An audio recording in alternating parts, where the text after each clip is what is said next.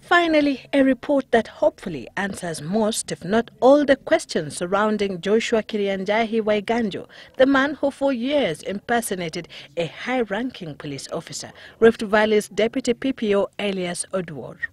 As an imposter, Waiganjo was only 4 ranks lower than the position of police commissioner, one who in police circles was indeed senior, but may not have interacted closely with the police boss during the 5 years. This report actually finds the information given by the former commissioner credible and thus exonerates him of complicity. Ultimately, the Joshua Waiganjo saga has cost his supposed confidant and boss, John Kawan Tombijiwe, his job.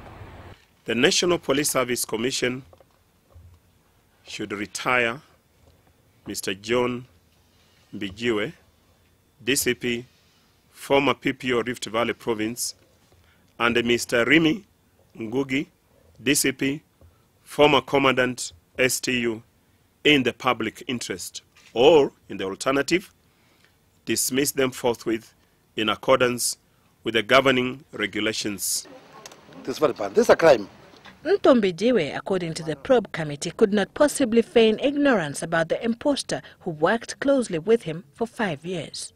After analyzing the evidence, the committee came to the conclusion that Mr. Mbijiwe knew or ought to have known that Mr. Waiganjo was neither a police officer nor a Kenya police reservist.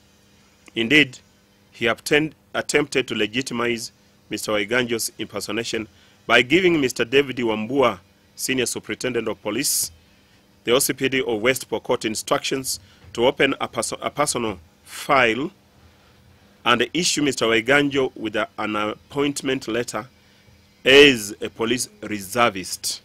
The commission, however, lifted the interdiction of Ndiga Njeru, the former OCPD in Njoro, and transferred him out of Rift Valley and recommended further training on command and leadership for him.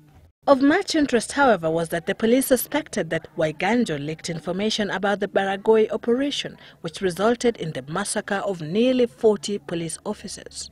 The committee listened to evidence, and it is in the report that we were not able to get conclusive evidence whether or not he leaked that information from a security meeting. Nonetheless, the National Police Service Commission has endeavored to use the Waiganjo experience as a reference point while reforming the police service. A raft of recommendations accompany the probe team's report, among them the need to carry out an immediate audit of all Kenya police reservists and create a database, the need to vet all gazetted officers without delay, re-examining the command structure to ensure that power and authority is not concentrated in one central command, and that the Commission should introduce the use of firearms movement registers in areas where they do not exist to facilitate proper management of firearms issued to police officers. The probe team, however, did not secure an interview with the imposter himself. Waiganjo, who declined to speak to the probe team, has variously expressed his interest to meet Prime Minister Raila Odinga so that he can reveal more of what he claims to know about the scandal. Sylvia Chebet, Citizen Live at 9.